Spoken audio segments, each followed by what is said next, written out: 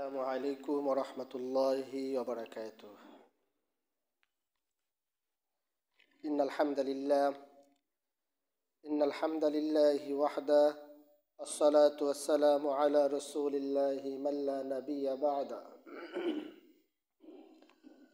وأشهد أن لا إله إلا الله وحده لا شريك له، وأشهد أن سيدنا ومولانا محمدا عبده ورسوله الذي أرسله بالحق بشيرا ونذيرا وداعيا إلى الله بإذنه وسراجا وقمرا منيرا. أما بعد، فإن أصدق الحديث كتاب الله، وأحسن الهدي هدي محمد صلى الله عليه وسلم، وشر الأمور محدثاتها، وكل محدثات بدعة، وكل بدعة ضلالة، وكل ضلالة في النار. وقال تعالى: يا أيها الذين آمنوا اتقوا الله حق تقاته ولا تموتن إلا وأنتم مسلمون. وقال تعالى: يا أيها الذين آمنوا ادخلوا في السلم كافة ولا تتبعوا خطوات الشيطان إنه لكم عدو مبين. أما بعد، فأعوذ بالله من الشيطان الرجيم. بسم الله الرحمن الرحيم. ادعوا إلى سبيل ربك بالحكمة والموعظة الحسنة وجادلهم بالتي هي أحسن إن ربك هو أعلم بمن ضل عن سبيله وهو أعلم بالمهتدين. وقال تعالى: ومن أحسن قولا ممن دعا إلى الله وعمل صالحا وقال إنني من المسلمين، إلى الآخر الآية. عن أنس بن مالك رضي الله تعالى عنه عن النبي صلى الله عليه وسلم قال: يسروا ولا تعسروا، وبشروا ولا تنفروا. رواه البخاري. عن أبي هريرة رضي الله تعالى عنه قال: أن رسول الله صلى الله عليه وسلم قال: من دعا إلى هدى كان له من الأجر مثل أجور من تبعه لا ينقص ذلك من أجورهم شيئا. رواه مسلم، أو كما قال عليه الصلاة والسلام: إن الله وملائكته يصلون على النبي يا أيها الذين آمنوا صلوا عليه وسلموا تسليما. اللهم صل على محمد وعلى آل محمد كما صليت على إبراهيم وعلى آل إبراهيم إنك حميد مجيد. اللهم بارك على محمد وعلى آل محمد كما باركت على إبراهيم وعلى آل إبراهيم إنك حميد مجيد। আলহামদুলিল্লাহ, প্রশংসা সেই মহান রব্বুল আলামিনের দরগায় যে রব্বে করিম तमाम পৃথিবীর বাদশা, तमाम পৃথিবীর পালনেওয়ালা, तमाम পৃথিবী যিনি চালানেওয়ালা, যে মালিক, যে রব্বে করিম আপনাকে আমাকে মায়া করে মহব্বত করে ভালোবেসে দুনিয়াবী হাজারো ব্যস্ততাকে উপেক্ষা করে এ সমাজের হাজারো মানুষ থেকে আপনাকে আমাকে যাচাই করে বাছাই করে মহান রব্বুল আলামিনের মহান হুকুম জুমার 2 রাকাত সালাত আদায়ের উদ্দেশ্যে মসজিদে আসার এবং বসার তৌফিক দান করেছেন। এই জন্য সেই রবের দেওয়া কণ্ঠ থেকে উচ্চ কণ্ঠে শুকরিয়া আদায় করে বলি আলহামদুলিল্লাহ। লক্ষ কোটি দুরূদ ও সালাম বর্ষিত হোক আকাই নামদার তাজদার মদিনা আহমদ মুস্তাফা মুহাম্মদ মুস্তাফা উম্মতের কান্ডারি দো জাহানের বাদশা নবী মুহাম্মদ রাসূলুল্লাহ সাল্লাল্লাহু আলাইহি ওয়াসাল্লাম। আল্লাহুম্মা সাল্লি আলাইহি, আল্লাহুম্মা বারিক আলাইহি। সম্মানিত উপস্থিতি, সম্মানিত এলাকাবাসী, মসজিদের মুসল্লিবৃন্দ, আজকের জুমার সংক্ষিপ্ত বিষয়বস্তু দাওয়াত। অত্যন্ত গুরুত্বপূর্ণ একটি আলোচনা বিষয়, যে বিষয়টা আমাদের প্রত্যেকটা মুসলমান নারী এবং পুরুষের জন্য সব থেকে বেশি জরুরি। যেই বিষয়টার দিকে লক্ষ্য রেখে আজকের আলোচনা সাজেক করেছি, যেই বিষয়টা সামনে বলেছি, সেই বিষয়টা আমাদের প্রতিটা মুসলমান পুরুষের জন্য, নারীর জন্য, উভয়ের জন্য দাওয়াতের মেহনতের কাজ অত্যন্ত জরুরি একটি বিষয়। আজকের আমাদের সমাজ, আজকের আমাদের এলাকা দাওয়াত না থাকার কারণে আমরা যার যার গতিতে ইচ্ছা স্বাধীনতায় চলাফেরা করি। এই জন্য দাওয়াতের মাধ্যমে মানুষকে দ্বীনের পথে, ইসলামের পথে উপনীত করা যায় একমাত্র দাওয়াতের মাধ্যমে। যে দাওয়াতের মাধ্যমে নবী মুহাম্মদ রাসূলুল্লাহ সাল্লাল্লাহু আলাইহি ওয়াসাল্লামকে আল্লাহ সুবহানাহু ওয়া তাআলা নিজেই তার নবীকে, নিজেই তার বন্ধুকে দাওয়াতের উদ্দেশ্যেই দুনিয়াতে পাঠিয়েছেন। শুধুই নবী মুহাম্মদ রাসূলুল্লাহ সাল্লাল্লাহু আলাইহি সাল্লাম নয়, যুগে যুগে আদম আলাইহিস সালাতু ওয়াস সালাম থেকে নিয়ে আপনার আমার নবী মুহাম্মদ সাল্লাল্লাহু আলাইহি সাল্লাম পর্যন্ত যত নবী রাসূল দুনিয়াতে আসছেন, সমস্ত নবী রাসূলের প্রথম কাজ এবং কার্যক্রম হলো মানুষের কাছে দাওয়াত পৌঁছানো। কি পৌঁছানো? দাওয়াত পৌঁছানো। সে দাওয়াতটা কিসের? ইসলামের জন্য কোরআন এবং হাদিসের দাওয়াত মানুষের কাছে পৌঁছানো। সব থেকে বেশি গুরুত্বপূর্ণ যেই বিষয়টা, যেটা নবী রাসূলদেরকে দিয়ে আল্লাহ সুবহানাহু ওয়া তাআলা কাজ করিয়েছেন এবং স্বয়ং আল্লাহ তাআলা নিজেই বলেছেন, আমি তোমাদেরকে দুনিয়াতে পাঠিয়েছি একমাত্র এই মানুষদেরকে ভালো উপদেশ দেওয়ার জন্য। সুবহানাল্লাহ। শুধু এই নয়, আপনাকে আমাকে দুনিয়াতে পাঠানো হয়েছে ইন্নী জাইলুন ফিল আরদি খলিফা, নিশ্চয় আমি আল্লাহ তাআলা খলিফা হিসাবে এক শ্রেণীর মানুষকে এই দুনিয়াতে সমাজে নিযুক্ত করতে চাই।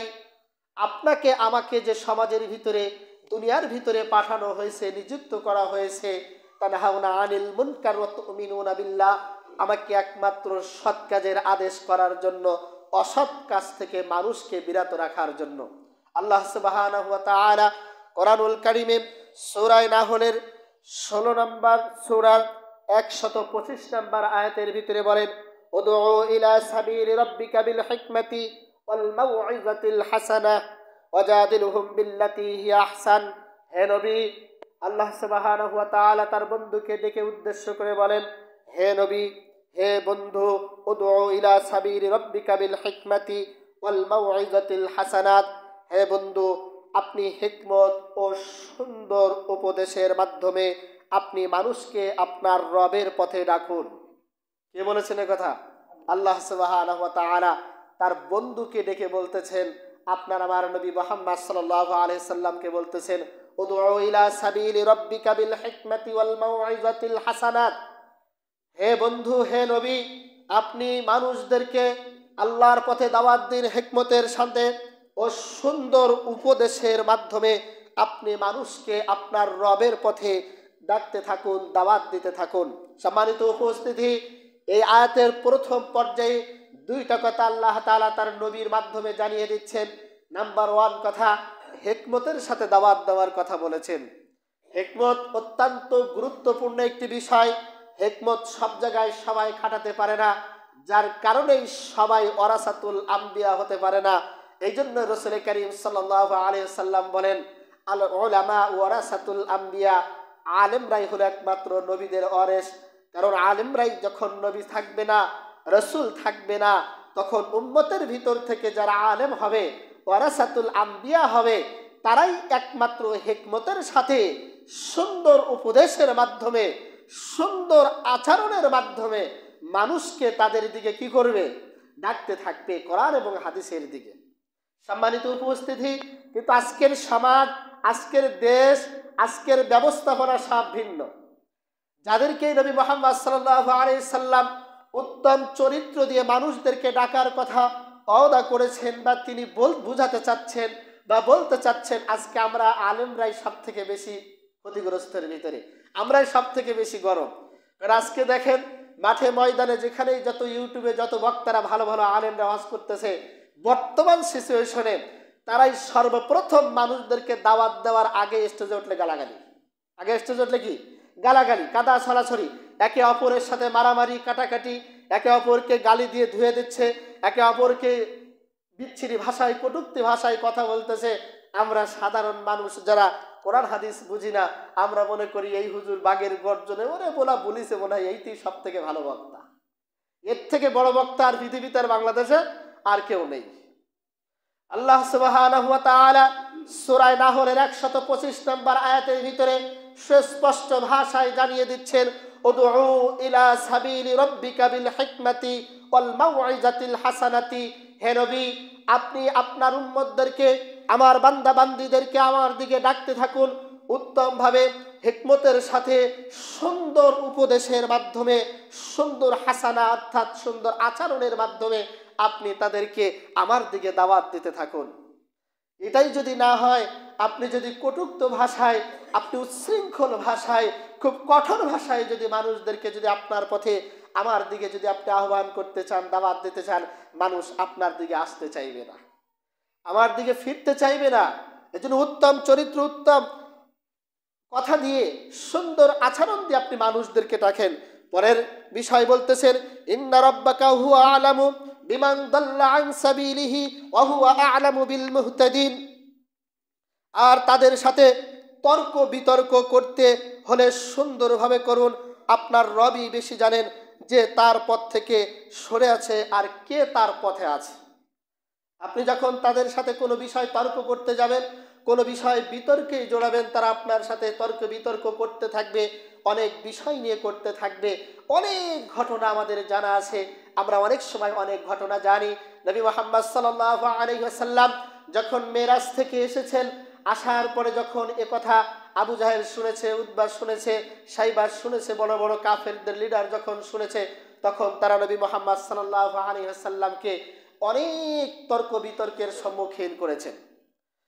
রাসূল সাল্লাল্লাহু আলাইহি ওয়াসাল্লামকে ছোট করার জন্য, খাটো করার জন্য, তাকে মানুষ সমাজে অপমান করার জন্য, অপমানিত করার জন্য বহুত কৌশল তারা এঁটেছিল, কিন্তু কোনো কৌশলে কিন্তু তারা কিন্তু পরাজয় বরণ করতে পারে নাই, বরঞ্চ অপরাজয় বরণ করে তারা রাসূল সাল্লাল্লাহু আলাইহি ওয়াসাল্লামের দরবার থেকে লজ্জা শরম সব শেষ করে তারপর হারাতে হয়েছে।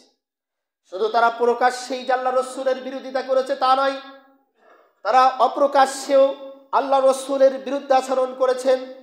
রসুল সাল্লাল্লাহু আলাইহি ওয়াসাল্লামের বাহিরের সম্পর্কের সাথে ভালো রেখে তারা গোপনেও আল্লাহ রসুলের সাথে আল্লাহ রসুলের বিরুদ্ধে আচরণ করেছেন। অনেক লম্বা ঘটনা আমরা অনেক সময় জানি।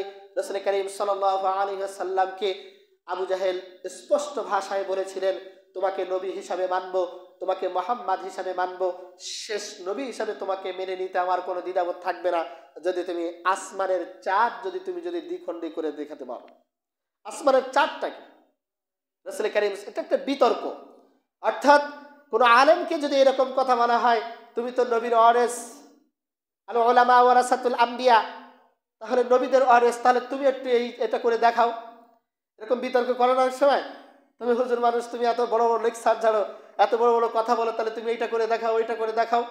এটা হলো আলেমদেরকে খাটো করার জন্য, তাদেরকে নিচু, অর্থাৎ আমি উপরে থাকবো। আমি কোথায় থাকবো? উপরে থাকবো। হুজুরকে কিভাবে নিচে ডাবানো যায়, তাকে কিভাবে খাটো করা যায়, সেটাই সবসময় চেষ্টা করে। এই ধরনের এক শ্রেণীর মানুষ সমাজের ভিতরে আছে।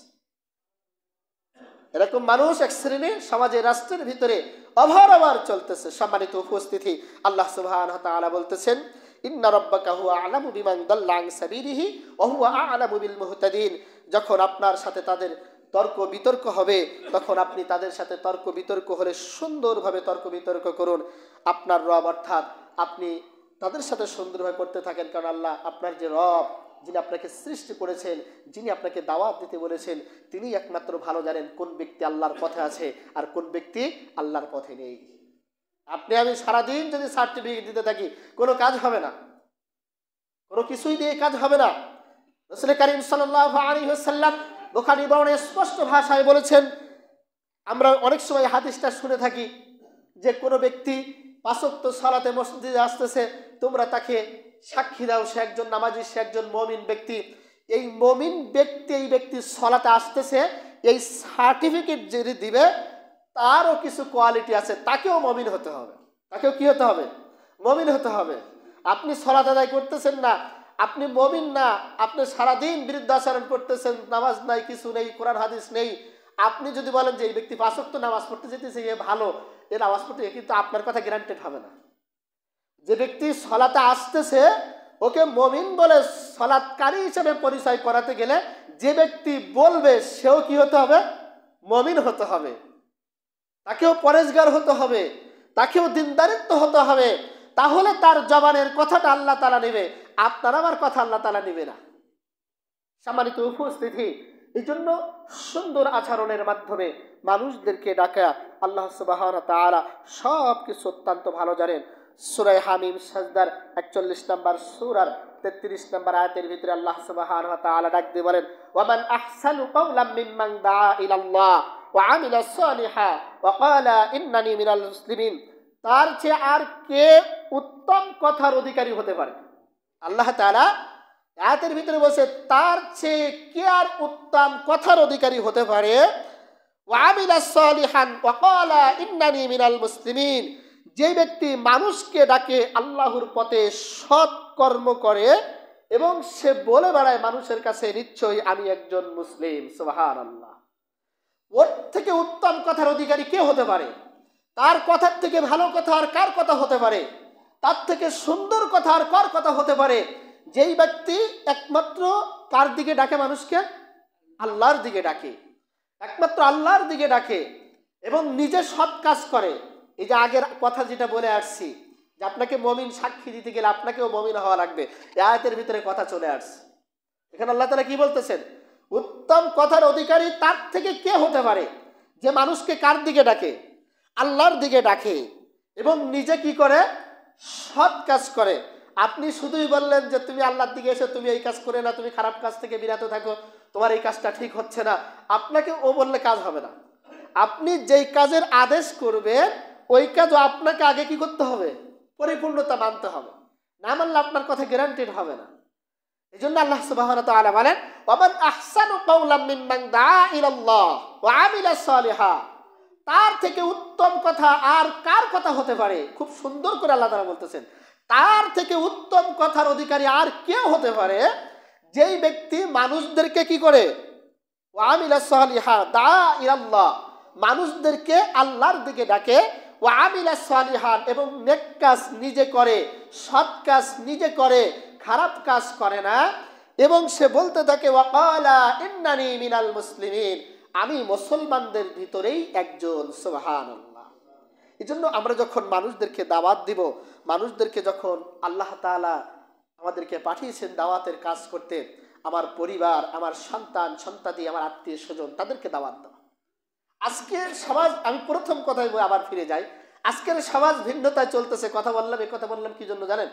আজকের এক শ্রেণীর মানুষ, এক শ্রেণীর ব্যক্তিরা বুঝে বসছে যে দাওয়াতের একমাত্র মাধ্যম হলো নিজের পকেটের টাকা খরচ করতে হবে, গাট্টি বস্তা বাঁধতে হবে, হাড়ি পাতিল একসাথে করে নিতে হবে, এবার 3 চিল্লা 4 চিল্লায় বেরিয়ে দিতে হবে। কয় চিল্লায়? 3 চিল্লা 4 চিল্লায় বেরিয়ে মানুষদেরকে দাওয়াত দিতে হবে, নাইলে দাওয়াতের কাজ হবে না। এটা এক শ্রেণীর মানুষ ভেবে বসে আছে। আর এক শ্রেণীর মানুষ ভেবে আছে সপ্তাহে একদিন মসজিদে বা মাসে একদিন হালকায় জিকির করতে হবে, নাইলে মাসিক ইজতেমা করতে হবে, ওই জায়গায় করি, তারপর মানুষদেরকে মসজিদে সারা রাত থেকে খিচুড়ি টিচুড়ি খাই, সারা রাত মানুষের কাছে দাওয়াত পৌঁছে সকালবেলায় খিচুড়ি খাই বা রাস্তা ওখান থেকে বিদায় হতে হবে। এভাবেই দাওয়াতের কাজ নয়। দাওয়াতের কাজ আল্লাহ সুবহানাহু ওয়া তাআলা সর্বপ্রথম বলেছেন, কু আনফুসাকুম ওয়া আহলিকুম নারা, তুমি নিজে জাহান্নামের আগুন থেকে বাঁচো, তোমার আহাল, পরিবার, পরিজন বর্গ যারা আছে তাদেরকে বাঁচাও। আপনি এবার ভালো করে বুঝেন তো দেখি, আল্লাহ তাআলা আয়াতে বলতেছে কু আনফুসাকুম ওয়া আহলিকুম নারা, তুমি নিজে জাহান্নামের আগুন থেকে কি করো? বাঁচো, এবং তোমার আহাল, পরিবার, পরিজন যারা আছে। তা আহাল বলতে কি? আমার চট্টগ্রামের মানুষ, কথা কন না কেন? চট্টগ্রামের মানুষ, কুমিল্লার মানুষ। আহাল বলতে কি? আমার নিজস্ব পরিবার যারা, আমার ভাই আছে, আমার বাবা আছে, আমার সন্তান আছে, আমার মেয়ে আছে, আমার স্ত্রী বেপরদায় চলে, আমার মেয়ে বেপরদায় চলে, আমার মেয়ে সালাত আদায় করে না, আমার মেয়ে সৎ কাজ করে না, আমার মা সালাত আদায় করে না, আমার মা বেপরদায় চলাফেরা করে, আমার নিজের পরিবারে আমার ফুফু আছে, আমার দাদা আছে, আমার দাদি আছে, আমার আহাল, পরিবার, পরিজন যারা আছে তারাই সালাত ঠিকমতো পড়তেছে না, তারাই মসজিদমুখী হচ্ছে না, তারা কালেমা ঠিকমতো জানতেছে না, তারা কোরআন তেলাওয়াত ঠিকমতো জানে না, কিভাবে সালাম দিতে হয় তারা ঠিকমতো জানে না, কোরআন হাদিস কিভাবে শিখতে হয় তারা জানে না। আগে সর্বপ্রথম তোমার আহাল পরিবার পরিজনদের ভিতরে আগে দাওয়াত দাও। তোমাকে আগে ওই চট্টগ্রামের মাটিতে যেতে হবে না। আজকে যারা এই সমস্ত দাওয়াতের কাজ করে বেড়াচ্ছে তাদের ঘরের পরিবারের দিকে লক্ষ্য করলে দেখা যায় উল্টাপাল্টা।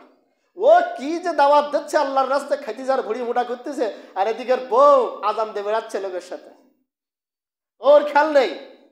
ওর মা সারাদিন জন্দায় খাতে মাথার কাপড় ফেলিয়েও দাওয়াতের কাজ করতে গেছে। কি দাওয়াত দেওয়ালা হয়েছে উনি। সম্মানিত উপস্থিতি, এই জন্য দাওয়াতের কাজ সর্বপ্রথম আমি বুঝাতে চাচ্ছিলাম যে আপনার পরিবারকে আগে দাওয়াত দিতে থাকেন। আপনার সন্তানটা 12 বছর বয়স হয়ে গেছে, আপনার সন্তানকে আপনি দাওয়াত দিতে পারতেছেন না। আপনার মেয়েটা 20 বছর বিয়ের বয়সে লায়ক হয়ে গেছে, আপনার মেয়েটাকে আপনি সালাতের জন্য দাওয়াত দিবেন, পর্দার জন্য বলবেন, আপনি বলতে পারতেছেন না, আপনার ক্ষমতা নেই, আপনি এখানে দাওয়াত দিতে পারেন না। আবার সমাজে কিছু মুসল্লি আছে দেখবেন আরেকজনের পিছনে লাগে। নিজের পরিবারে নিজের সন্তান তো সালাত আদায় করে না, তো অপরের সন্তান যদি পড়তে আসে তা ওর ভুল ধরার চেষ্টা করে, তোর এটা হচ্ছে না, তোর ওটা হচ্ছে না, তোর ওটা হয় না, মানে ওর পাশায় লাগবে। নিজেরটা যে পড়তেছে না ও কিন্তু কোনোদিন খেয়াল করবে না, ওকে যে ডেকে এনে মসজিদে আনতে হবে এটা কিন্তু কোনোদিন গুরুত্ব দেবে না, আর একজনের বাসায় লাগার জন্য 24 ঘন্টা ব্যস্ত থাকে। সম্মানিত উপস্থিতি, আল্লাহ সুবহানাহু ওয়া তাআলা যুগে যুগে সমস্ত নবী রাসূলদের মাধ্যমে এই দাওয়াতের কাজ করিয়েছেন। আর নবী রাসূলদেরকে দুনিয়াতে পাঠানোর একমাত্রই কাজ কি বলেন তো দেখি? দাওয়াতের কাজ। তাদেরকে উদ্দেশ্য করে পাঠাচ্ছে আল্লাহর দিকে ডাকা, আল্লাহর কথা বলা, ইসলামের কথা বলা, দ্বীনের কথা বলা, সমস্ত দ্বীন সম্পর্কে পরিপূর্ণভাবে মানুষকে বোঝানো ইসলামের জন্য এই দাওয়াতের কাজ একমাত্র নবী রাসূলদেরকে দিয়েই আল্লাহ তাআলা করেছেন। আল্লাহ তাআলা বলেন সূরা আহজাব 33 নম্বর সূরার 45 এবং 46 নম্বর আয়াতের ভিতরে বলতেছেন, ইয়া আইয়ুহান নাবিয়্যু ইন্না আরসালনাকা শাহিদাও ওয়া মুবাশশিরাও ওয়া নাযীরা ওয়া দাঈয়ান ইলাল্লাহি বিইযনিহি ওয়া সিরাজাম মুনীরা।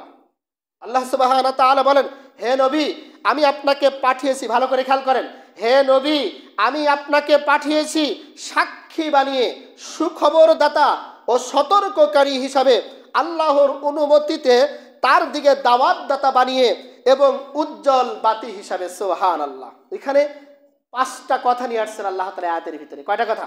5টা কথা নিয়ে আসছেন। 1 নম্বর বলতেছেন, হে নবী আমি আপনাকে পাঠিয়েছি সাক্ষী হিসাবে। কি হিসাবে বলেন তো দেখি? সাক্ষী হিসাবে। অর্থাৎ আমি রব, রব্বি আল্লাহ, আমি যে মুনিব, আমি যে একজন রব আছি, আমি রব যে কি করতে পারি, আমি যে জান্নাত সৃষ্টি করেছি, জাহান্নাম সৃষ্টি করেছি, কিয়ামতের ময়দানে বিচারের মাঠ বলবো, সেখানে বিচারকের দায়িত্ব আমি রব একাই থাকব, আর কেউ সেদিন থাকবে না। এই মানুষ এই কথাগুলা মানুষ জানে না, এই কথাগুলো জানলেও মানুষ এগুলা বুঝতে চায় না, মানতে চায় না, নিজেকে এই পরিচালনা করতে চায় না। এই মানুষকে বোঝানোর জন্য সাক্ষীদাতা হিসাবে, সাক্ষী স্বরূপ হিসাবে একেবারে পাকাপোক্ত করে মানুষ জানতে পারবে, বুঝতে পারবে, স্বীকার করে নেবে, এই সাক্ষীদাতা হিসাবে আমি আপনাকে দুনিয়াতে পাঠিয়েছি নবী করে। সুবহানাল্লাহ। 1 নম্বর। 2 নম্বর বলতেছেন সুখবরদাতা হিসাবে। জান্নাত আছে, জাহান্নাম আছে, শাস্তি আছে, কিয়ামতের মাঠে কঠিন মুসিবতের দিন আছে, আল্লাহ তাআলা আছে, ফেরেশতা আছে, আল্লাহর কোরআন আছে, এই সব কিছু যে আছে এর সুখবর দেওয়ার জন্য সুখবর দাতা হিসাবে মানুষের সামনে, আমার উম্মতের সামনে, বান্দাবান্দির সামনে আপনি বলবেন, এজন্যই কিন্তু সুখবর দাতা হিসেবে আপনাকে পাঠিয়েছি। আপনি তাদেরকে সুখবর দিবেন, শুধু তাই সুখবর দিবেন না, সতর্ককারী হিসাবে আপনাকে পাঠিয়েছি। 4 নম্বর। কি কারী? সতর্ককারী।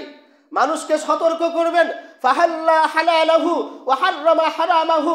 তাদেরকে 2টা বর্ডার দিয়েছি, এই 2টা বর্ডারকে তারা যেন নিয়ন্ত্রণ করে চলে, তারা যেন মেনে চলতে থাকে, এই সুখবরদাতা হিসাবে, এই সতর্ককারী হিসাবে পাঠিয়েছি। তারা যেন খারাপ কাজ না করে এই সতর্কবাণী তাদেরকে দিবেন। তারা যেন মরণ এক পর্যন্ত কোনোদিন যেন সালাত যেন না ছেড়ে দেয়, এই জন্য সতর্ককারী হিসেবে আপনাকে পাঠিয়েছি। আমার জাহান্নাম আছে সত্য, এটাকে তাদেরকে সতর্ক করবেন। ইন্না বাতশা রাব্বিকা লাশাদীদ, আমার ধরা অত্যন্ত কঠিন ধরা, আমার আযাব অত্যন্ত কঠিন আযাব, আমার শাস্তি খুব কঠিন শাস্তি। এই সতর্ক আপনি আপনার উম্মতদেরকে, আমার বান্দাবান্দীদেরকে এই সতর্ক করবেন, এই সতর্ককারী হিসাবে আমি আপনাদেরকে পাঠিয়েছি। আল্লাহ সুবহানাহু ওয়া তাআলা তারপরে বলেন, আল্লাহর অনুমতিতে তার দিকে দাওয়াত দাতা বাণী হিসেবে আপনাকে পাঠিয়েছি। আমি আপনাকে এই অনুমতি দিয়ে ক্যারেক্টার সার্টিফিকেট দিয়ে আপনাকে উত্তম চরিত্রের অধিকারী বানিয়ে আপনাকে দুনিয়াতে পাঠিয়েছি। মানুষদেরকে আমার পথে কি দিতে থাকবেন? দাওয়াত দিতে থাকবেন, আমার পথেই দাওয়াত দেবেন, আর কারোর দিকে না। এবং উজ্জ্বল বাতি হিসেবে লা তাকনাতু মির রাহমাতিল্লাহ, আপনাকে আমি উজ্জ্বল বাতি এবং রহমত স্বরূপ তাম পৃথিবীতে যত কুল কায়নাতে যা কিছু আছে, প্রাণীকুল বলেন, মৎস্যকুল বলেন, মাছ বলেন, যা কিছু জলে স্থলে যা কিছু পৃথিবীতে আছে, গাছপালা, সব কিছুর রহমত স্বরূপ, সব কিছুর রহমত হিসাবে আমি আল্লাহ সুবহানাহু ওয়া তাআলা আপনাকে প্রেরণ করেছি দুনিয়াতে। সুবহানাল্লাহ। আল্লাহ তাআলা সূরা আহজাবের ৪৫ এবং ৪৬ নম্বর আয়াতে এই কয়টা কথা, ৫টা কথা আল্লাহ তাআলা দিয়েই নবীকে স্পষ্ট ভাষায় বলেছেন। তারপর আল্লাহ সুবহানাহু ওয়া তাআলা সূরা বাকারার ১৪০, ২০৮, সূরা আল ইমরান ১০৪, ১১০, সূরা মায়েদার ৬৭, সূরা ইউনূসের ২৫ নম্বর আয়াত, সূরা ইউসুফ আয়াত নম্বর ১০৮, সূরা ইব্রাহিম আয়াত নম্বর ৫, সূরা বনী ইসরাঈল আয়াত নম্বর ৫৩, সূরা কাহফ আয়াত নম্বর ২৯, সূরা আরাফ আয়াত নম্বর ৫৯, ৭৩, ৮৫, ১৬৫, সূরা শুআরা আয়াত নম্বর ১৫। কতগুলো সূরা বলেছি হিসাব করেছেন? যে আয়াতটা এখন বলতে চাচ্ছে, এই আয়াতটা হলো এই যেগুলা বলেছি সূরা, এই সব সূরার ভিতরে একটা আয়াত আছে। যেগুলো সূরা বলেছে, আয়াত নাম্বার বলেছি, এই সবগুলো কয়টা আয়াত? একটা আয়াত। এই সবগুলো সূরার ভিতরে আছে। আল্লাহ তাআলা ডাক দিয়ে বলতেছেন, ইন্না আরসালনাকা বিল হাক্কি বাশীরা ওয়া নাযীরা, নিশ্চয় আমি আপনাকে সত্য সহকারে, ভালো করে বুঝেন, নিশ্চয় আমি আপনাকে সত্য সহকারে সুসংবাদদাতা ও সাবধানকারী হিসাবে আপনাকে দুনিয়াতে আমি প্রেরণ করেছি, পাঠিয়েছি। সুবহানাল্লাহ। এই কথাটা আগে আল্লাহ তাআলা বলেছেন, তারপরও আবার এই আয়াতের ভিতরে, এতগুলো সূরার ভিতরে বলে আল্লাহ তাআলা আবার তাগিদ দিয়ে বলতেছেন, আপনাকে সুসংবাদদাতা হিসাবে, আপনাকে সতর্ককারী হিসাবে, আপনাকে উত্তম চরিত্র দিয়ে সদ্ব্যবহার করার জন্য আপনাকে দুনিয়াতে আমি প্রেরণ করেছি। আপনি কিয়ামতের ময়দানে আল্লাহ কবরের ভিতরে ঢুকে আপনি বলবেন যে আমি এসব জানতাম না, আমাকে আবার দুনিয়ায় পাঠাচ্ছ, এ কথা বলতে আপনি জীবনেও পারবেন না। আপনি একদিন হলেও জানেন, একটা কথা হলেও আপনি জানেন রাসূল কারীম সাল্লাল্লাহু আলাইহি সাল্লাম দুনিয়াতে আসছেন, এটা আপনি যেদিন থেকে বুঝতে শিখেছেন, যেদিন থেকে আপনি জানেন আপনার ধর্ম ইসলাম, যেদিন থেকে জানেন আপনার পরিবার মুসলিম, যেদিন থেকে জানেন আপনি মুসলিম পরিবারের সন্তান, সেদিন থেকে জানেন যে হ্যাঁ, আমার নবী মুহাম্মদ সাল্লাল্লাহু আলাইহি ওয়াসাল্লাম বলে একজন ব্যক্তি দুনিয়াতে ছিলেন। ১৪৫০-১৫০০ বছর আগে তিনি দুনিয়াতে আসছেন। কারণ কালেমায় সর্বপ্রথম আমি সাক্ষী দিয়েছি, আশহাদু আল্লা ইলাহা ইল্লাল্লাহ ওয়া আশহাদু আন্না মুহাম্মাদান আবদুহু ওয়া রাসূলুহু। আমি সাক্ষ্য দিয়ে তারপরে ইসলাম ধর্ম গ্রহণ করেছি, মুসলিম হয়েছি। আর এই কথার সাক্ষী ছাড়া সে মুসলিম দাবি করতে পারে না। তাহলে অবশ্যই আপনি জানেন যে আপনার আমার নবী একজন আছে, তিনি আপনাকে সতর্ক করে গেছেন, তিনি আপনাকে বার্তা দিয়ে গেছেন, তিনি আপনাকে সাবধান করে গেছেন। তারপরেও যদি আপনি সাবধান না হতে চান, তারপরেও যদি সতর্ককারী না হতে চান, তাহলে কিয়ামতের ময়দানে আপনার থেকে হতভাগা পোড়া কপাল মুসলমান আর পৃথিবীতে একটাও হবে না। আপনার থেকে হতভাগা পোড়া কপাল।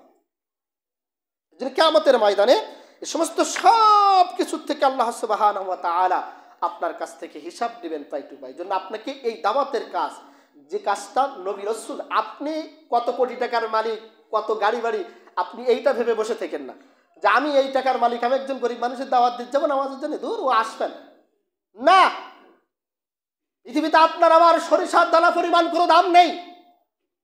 আল্লাহ সুবহানাহু ওয়া তাআলা যেই নাপাক পানি দিয়ে আপনাকে আমাকে সৃষ্টি করেছেন, তার 4 আনা পরিমাণ দাম পৃথিবীতে কোনো মার্কেটে নেই। আপনি আমি এত বড়াই কিসের দেখাচ্ছি? এত অহংকারে আপনার আমার কোথার থেকে আসে? 4 আনাও দাম নেই আপনার আমার।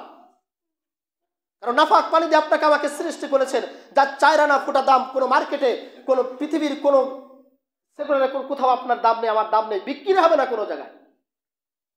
তাহলে আপনি আমি কোথায় আছি?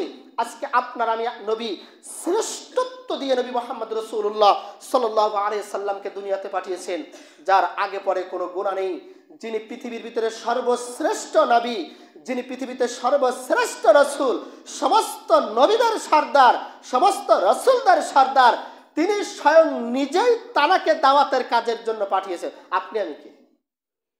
আপনি আমি কোন ব্যক্তি? এজন্য আপনাকে আমাকে যদি আমি মুসলিম দাবি করি, আল্লাহ তাআলার কোরআনের আয়াত অনুযায়ী যদি খলিফা হিসেবে আপনাকে আমাকে নিযুক্ত করে থাকে, আপনাকে আমাকে দাওয়াত দিতেই হবে। মানুষকে সৎ কাজের আদেশ থেকে নিষেধ করতে হবে, অসৎ কাজ থেকে মানুষকে বিরত রাখতে হবে, এই দাওয়াতের কাজগুলো করতে হবে। সহিহ মুসলিমের হাদিস নাম্বার 70, রাসূল কারীম আন আবি সাঈদ রাদিয়াল্লাহু তাআলা আন নবী সাল্লাল্লাহু আলাইহি ওয়াসাল্লাম قال من رأى منكم منكرا فليغير بيده فإن لم يستطع فبلسانه فإن لم يستطع فبقلبه وذلك أضعف الإيمان رواه মুসলিম। এই হাদিসের ভিতরে আবু সাঈদ খুদরি রাদিয়াল্লাহু তাআলা আনহু বলেন, নবী সাল্লাল্লাহু আলাইহি ওয়াসাল্লাম ইরশাদ করেন, তোমাদের কেউ যখন কোনো খারাপ কাজ হতে দেখে সে যেন তা হাত দিয়ে প্রতিরোধ করে। আপনি সমাজের ভিতরে খারাপ কাজ অবরাবার দেখতেছেন, কিন্তু আপনার শক্তি আছে, আপনার সামর্থ্য আছে, আপনি ইচ্ছা করলে পারেন যে খারাপ কাজটা করতেছে আমি ইচ্ছা করলে হাত দিয়ে প্রতিরোধ করতে পারি, ওকে হাত দিয়ে থামাতে পারি, আমার সে ক্ষমতা আছে। কিন্তু আমরা সেইটা করতে চাই না। কারণ কি? এটা ও আর একজনের সন্তান করতেছে, করুক গে যাক, ওর সমাল খারাপ হচ্ছে তো আমার কি? আছে না সমাজে এরকম মানুষ? এটাই বিবেচনা করে কথা বলতে চায় না। রাসূল কারীম সাল্লাল্লাহু আলাইহি সাল্লাম বলেন, ক্বালা মান রাআ মিনকুম মুনকারান ফালইউগাইয়ির বিয়াদিহি, যদি তোমার ক্ষমতা থাকে, তোমার যদি শক্তি থাকে, তাহলে সর্বপ্রথম তুমি কোনো খারাপ কাজ সমাজের ভিতরে যদি হতে দেখো, তাহলে তোমাকে সেটা হাত দিয়ে প্রতিরোধ করতে হবে, হাত দিয়ে বাধাগ্রস্ত করতে হবে। দরকার হলে তাকে 2টা থাপড় দাও, দরকার হলে 2টা চড় দাও, দিয়ে তুমি তাকে প্রতিরোধ করো, যদি তোমার ক্ষমতা থাকে।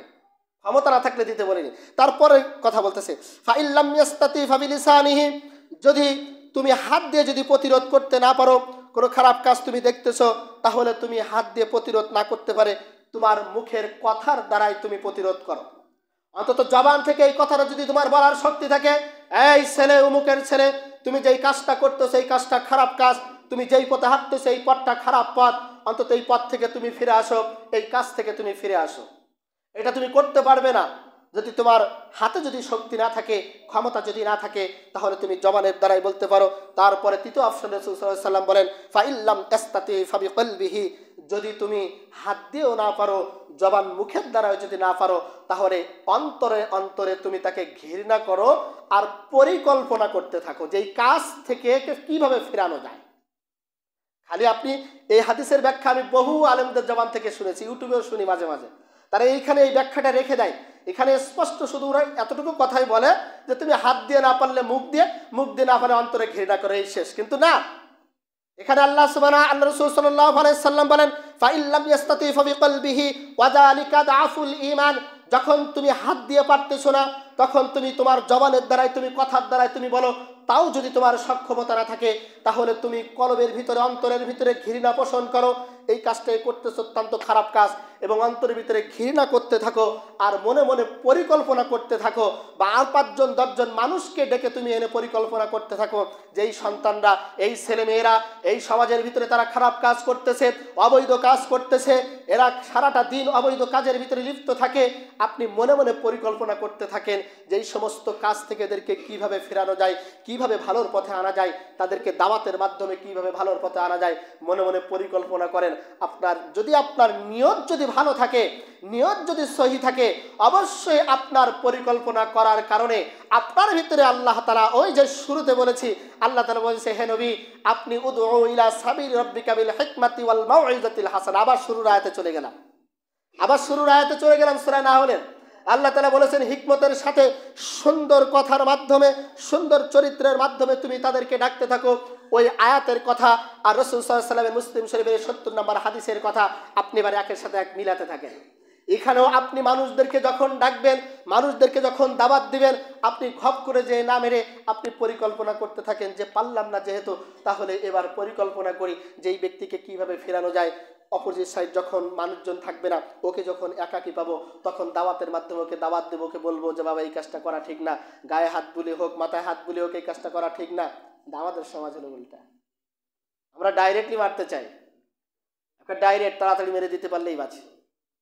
সম্মানিত উপস্থিতি, সমাজের ভিতরে আজকে যেই কাজ চলতেছে, যেই কাজের মাধ্যম, যেভাবে মানুষ তার গতিতে চলতেছে, একমাত্র এই গতির কারণ হলো দাওয়াতের কাজ না থাকার কারণে। মানুষ বুঝতে চায় না। আজকে কোরআন হাদিস না জানার কারণে, দাওয়াতের কাজ না থাকার কারণে মানুষ আজকে খেয়াল খুশি মতো যা ইচ্ছা সে সেভাবেই চলাফেরা করতেছে। সম্মানিত উপস্থিতি, এই জন্য আমরা প্রত্যেকটা ব্যক্তি, যেহেতু নবী মুহাম্মদ সাল্লাল্লাহু আলাইহি সাল্লাম থেকে সমস্ত নবী রাসূলরা এই দাওয়াতের কাজ করে গেছেন, দাওয়াতের মাধ্যমেই মানুষদেরকে আহ্বান করে আল্লাহর দিকে ডেকেছেন। এই জন্য আল্লাহ তাআলা আমরাও সেই চেষ্টা করি, আমরা প্রত্যেকে নিজ নিজ দায়িত্বে, নিজ নিজ জায়গার থেকে। আপনাকে আর এক বাড়িতে দাওয়াত দিতে হবে না। আপনি আজকের থেকে নিয়ত করেন যে আমার পরিবারের ভিতর থেকে আমার সন্তানকে আমি আজকে দাওয়াত দেবো, বা আমি সন্তান নামাজ পড়ে আমার বাবাকে দাওয়াত দেবো, আমার স্ত্রী পর্দা করে না তাকে দাওয়াত দেব, আমার মেয়ে বেপর্দা থাকে তাকে দাওয়াত দেব। ধরে কি দেখি মারবেন না, তাকে সুন্দর করে পাশে এনে রাখবেন, ডেকে বসাবেন, বসে সুন্দর করে আজকে বলে দিবেন যে মাগো দেখো, তোমাকে আমি খাওয়াচ্ছি, আমি পড়াচ্ছি, আমার টাকা পয়সা দিয়ে তুমি সবকিছু চলাফেরা করো, তুমি যেভাবে উলঙ্গ অবস্থায় চলাফেরা করতেছো, ঢ্যাং ঢ্যাং করে মাথার কাপড় ছেড়ে তুমি রাস্তার উপর চলতেছো, এভাবে চলাটা তোমার জন্য ঠিক না। এই দাওয়াতটা আপনার মেয়েকে আপনি দেন আজকে। দ্বিতীয় দিন যদি আপনার কথা যদি বলবেন না শোনে, তৃতীয় দিন আপনি আর দ্বিধাবোধ করবেন না, থাপড় মারতে, কান পাটি বাড্ডে মারবেন, দেখিও কি করে। তারপর অবশ্যই আপনার কথা শুনতে বাধ্য, আপনি পুরুষ মানুষ। এই জন্য আপনাকে দাওয়াত বাহিরে আরেকজনকে দিতে হবে না, আপনার পরিবারটাকে আপনি সুন্দর করার চেষ্টা করেন। আমাদের নিজ নিজ পরিবারের ভিতরে আজকে দাওয়াত নেই, আমাদের সন্তানরা ঠিকমতো সালাত পড়ে না, সারাটা দিন মোবাইল নিয়ে পড়ে আছে, সারাটা দিন। আমরা বাবারা কোনোদিন গুরুত্ব দিই না, কোনো দিনের জন্য গুরুত্ব দিচ্ছি। আবার যদি কোনো কিছু একটু হয়ে যায় তা দৌড় মেরে হুজুরের কাছে আসে পানি পড়া নিতে, হুজুর সকালটা কথা শুনতেছ না, ওর একটু বুঝুন, ও একটু বুঝুন, ও খাবে কি করি।